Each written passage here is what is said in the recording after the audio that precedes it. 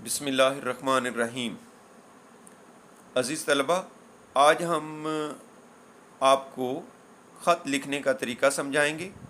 ख़त, जैसा कि आप जानते हैं कि ख़तूत को हम दो हिस्सों में डिवाइड कर सकते हैं। कुछ ख़तूत गैर रस्मी ख़तूत कहलाते हैं और कुछ ख़तूत जो हैं वो रस्मी कहलाते हैं। अच्छा, गैर रस्मी ख़तूत कौन से होते हैं? गैर रस्मी ख़तूत वो ख़तूत होते हैं जो अपने दोस्तों, अजीज़ों, वालदैन, रिश्तेदारों और बेतकल्लुफ़ जानने वालों को भेजे जाते हैं, यानी जिनके साथ हम फ्रैंक होते हैं। ठीक है। चूँकि इन ख़तूत में अपने जज्बात और ख़यालात का बेसाख्ता ज़िक्र होता है, इसलिए उन्हें आधी मुलाकात भी कहा जाता है। तो ये गैर रस्मी ख़त होते हैं। और गैर रस्मी ख़त लिखने का तरीका कुछ इस तरह होता है। इसका नमूना मैं आपके सामने ये स्क्रीन पे आपको दिखा रहा हूँ। सबसे पहले राइट साइड पे लिखा जाता है कमराए इम्तिहान।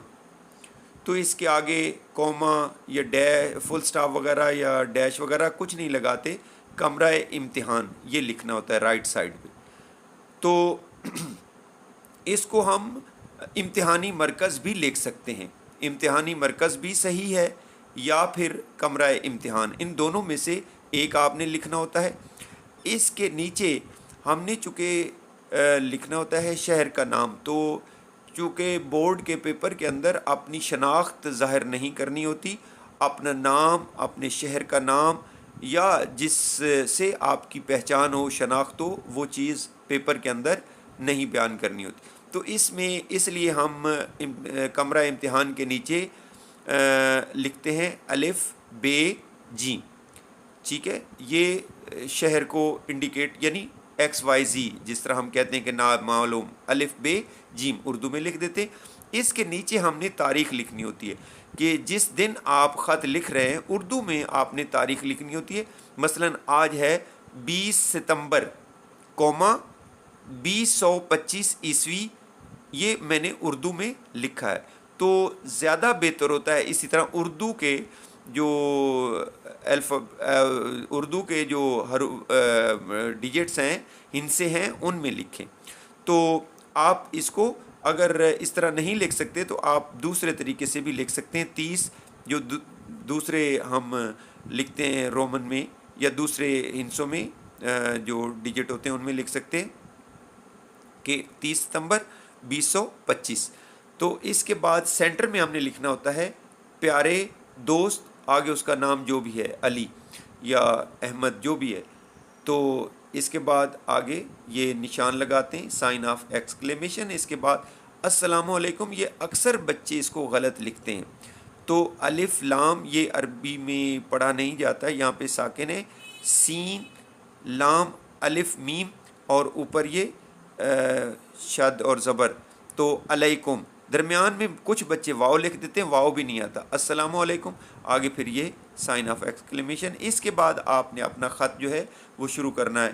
तो जैसे आप अपने दोस्तों को, अजीज़ों को, रिश्तेदारों को, वालदैन को या भाई बहनों को ख़त लिखते हैं तो वो आपने शुरू करना है। सबसे पहले जैसा कि हम रस्मी तौर पर खैरियत दरियाफ़्त करते हैं कि अस्सलामु अलैकुम, मैं खैरियत से हूँ, उम्मीद है कि आप भी खैरियत से होंगे। उसके बाद जिस टॉपिक पे, जिस मौजू पे ख़त दिया गया है वो आप उसमें बयान करें। तो इसके बाद एंड पे लेफ़्ट साइड पे आपने एक कोने में लिखना होता है वस्सलाम। तो उसके नीचे अगर दोस्त को ख़त लिख रहे हैं तो आपका दोस्त, अगर वालिद साहब को ख़त लिख रहे हैं तो आपका बेटा, अगर भाई को ख़त लिख रहे हैं तो आपका भाई। तो नीचे बे जीम दाल। तो चूँकि इसमें एंड पे नाम लिखना होता है तो बोर्ड के अंदर अपनी शनाख्त ज़ाहिर नहीं करनी होती, तो अपना नाम जो है वो ज़ाहिर नहीं करना होता, इसलिए हम इसको बे जीम दाल नाम की जगह पे लिख देते हैं। तो ये गैर रस्मी ख़त का तरीका है। तो अब मैं आपको एक गैर रस्मी ख़त जो है वो एक बताना चाहता हूँ। मसलन आप अपने वालिद साहब के नाम ख़त लिखें। सवाल है कि आप अपने वालिद साहब के नाम ख़त लिखें जिसमें उन्हें اپنے نتیجے کے بارے میں آگاہ کریں کہ آپ نے امتحان دیا ہے میٹرک کا یا ایف ایس سی کا، تو آپ کا رزلٹ آیا تو آپ ان کو بتانا چاہتے ہیں ایک خط کے ذریعے. تو اس میں جناب اس کو خط کو اس طرح لکھیں گے جیسا کہ پیٹرن آپ نے لکھنا ہے. کمرہ امتحان الف ب جیم اور اس کے بعد تاریخ 20 ستمبر 2025. پیارے دوست محترم والد صاحب، اب یہاں چونکہ ابا جان کو خط لکھنا ہے تو محترم ابا جان السلام علیکم، آگے خط اس طرح ہوگا. تو اس میں خیریت اگر دریافت کرنی ہے تو پوچھ لیں کہ میں خیریت سے ہوں، امید ہے کہ آپ بھی خیریت سے ہوں گے. تو آگے آپ نے اس طرح خط لکھنا ہے: مبارک ہو، 1 اپریل آئی میری کامیابی کی خوشخبری لائی، میں بے رنگ سکول پہنچا، سکول کا وسیع صحن طلبہ سے بھرپور تھا، اساتذہ صاحبان تشریف لا رہے تھے. 9 بج چکے تھے تو پرنسپل صاحب جلوہ افروز ہوئے، ہر جماعت کی قطار لگ گئی مگر دل دھڑک رہے تھے، معلوم نہیں کیا نتیجہ نکلے، پاس ہیں یا فیل یا زیر غور. کہ اس کے بعد خدا خدا کر کے نتیجے کی فہرست اساتذہ کو ملی. وہ خرامہ اپنی جماعت میں گئے، نتیجہ سنایا تو پاس ہونے والے طلبہ کی خوشی کی انتہا نہ تھی.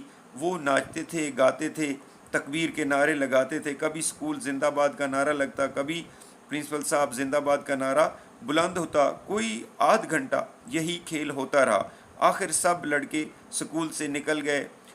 صرف 9ویں جماعت بیٹھی تھی جو پرنسپل صاحب کی طرف سے آنکھیں لگائے تھی. پرنسپل صاحب اٹھے تو ہمارے دل مضطرب تھے. انہوں نے نتیجہ سنائے بغیر پاس ہونے والے طلبہ کو مبارکباد دی اور فیل ہونے والے طلبہ کو مایوسی سے نکل کر آئندہ سال زیادہ محنت کر کے اچھے نمبروں میں پاس ہونے کی نصیحت کی. پھر نتیجہ سنایا. ہمارے فریق کے 5 لڑکے فیل ہوئے اور باقی سب پاس. تو ہماری خوشی کا ٹھکانہ نہ تھا، اچھلتے ناچنے کو جی چاہتا تھا، مگر پاس سے یعنی ادب کا لحاظ کرتے ہوئے خاموش اپنے گھروں کو چل دیے. فیل ہونے والے طلبہ گردنیں جھکائے، منہ لٹکائے اسکول سے نکل گئے. پیارے ابا جان، یہ سب آپ کی اور امی جان کی دعاؤں کا نتیجہ ہے. انشاءاللہ 10ویں جماعت امتیازی نمبروں کے ساتھ پاس کروں گا اور وظیفہ حاصل کرنے کے لیے سخت محنت کروں گا. امید ہے اللہ تعالیٰ مجھے مایوس نہیں کرے گا. آپ بھی دعا کرتے رہیں. امی جان کو سلام، گڑیا باجی کو دعا. وسلام، آپ کا بیٹا الف ب جیم. اب اس طرح یہ رسمی خط لکھتے ہیں. یہ پیٹرن، یہ نمونہ دیا ہوا ہے. غیر رسمی خط لکھتے ہیں. اب میں آپ کو رسمی خط جو ہے اس کا نمونہ بتانا چاہتا ہوں. اچھا، رسمی خط ہوتا کیا ہے؟ سب سے پہلے ہم جان لیتے ہیں کہ رسمی خط کس کو کہتے ہیں. یہ رسمی خط وہ خطوط ہوتے ہیں جو کسی صاحب اختیار کو بھیجے جاتے ہیں، یعنی جو کسی عہدے پر ہوتا ہے، اختیار رکھتا ہے، کسی محکمے کا سربراہ ہوتا ہے یا کسی اخبار کا ایڈیٹر ہوتا ہے، اور ان میں عام طور پر اپنے حالات و مسائل سے اسے آگاہ کیا جاتا ہے. یہ خط اس لیے لکھے جاتے ہیں کہ اپنا کوئی مسئلہ آپ نے بیان کرنا ہے اور ان مسائل کے حل کے لیے ایک طرح سے درخواست کی جاتی ہے. اس لیے رسمی خط اور درخواست میں کچھ فرق نہیں ہوتا، یہ درخواست سے ملتے جلتے ہوتے ہیں، لیکن پیٹرن نمونہ جو ہے وہ بالکل ڈیفرنٹ ہوتا ہے. درخواست کا طریقہ نمونہ یا طریقہ اور ہوتا ہے اور رسمی خط کا طریقہ اور ہوتا ہے.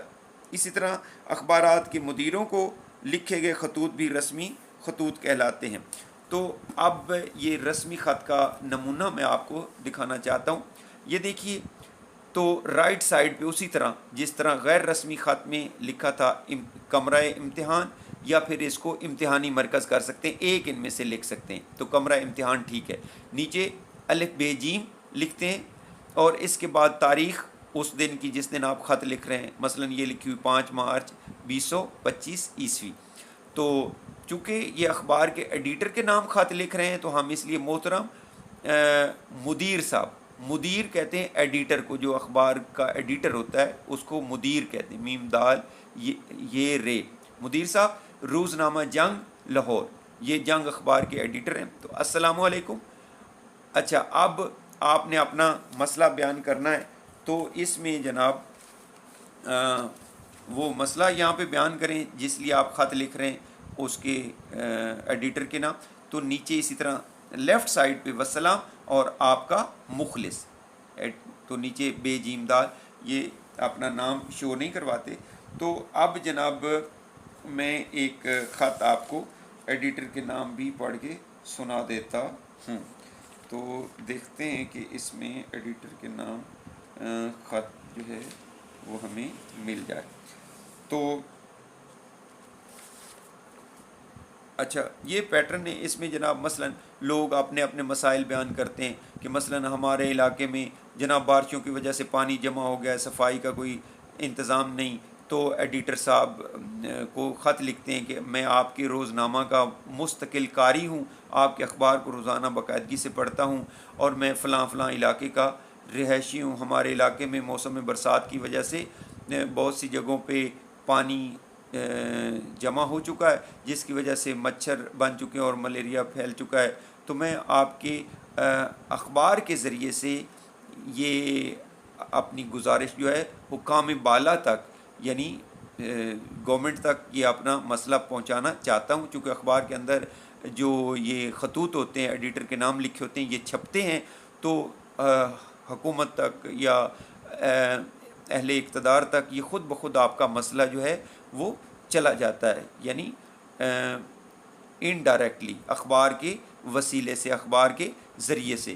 تو اس طرح آپ کا یہ مسئلہ جو ہے وہ اخبار میں، چونکہ لیٹر پرنٹ ہوتا ہے، چھپ جاتا ہے، تو اخبار کے ذریعے یہ آپ کا مسئلہ وہ پہنچ جاتا ہے انڈائریکٹلی۔ تو یہ خطوط اس لیے لکھے جا رہے ہیں، تو ہم انشاءاللہ اس کو، آپ میرے چینل کے ساتھ جڑے رہیں، اٹیچ رہیں، میں ایک ایک سوال کی تیاری کے سلسلے میں آپ کی رہنمائی کروں گا اور آپ کو بتاؤں گا کہ امتحان میں آپ نے کس طرح کون سا سوال کیسے اٹیمپٹ کرنا ہے، ٹھیک ہے؟ یہ آپ انشاءاللہ اس چینل کے ساتھ جڑے رہیں تو میں آپ کو بتاتا جاؤں گا ساتھ ساتھ۔ تھینک یو سو مچ، اللہ حافظ۔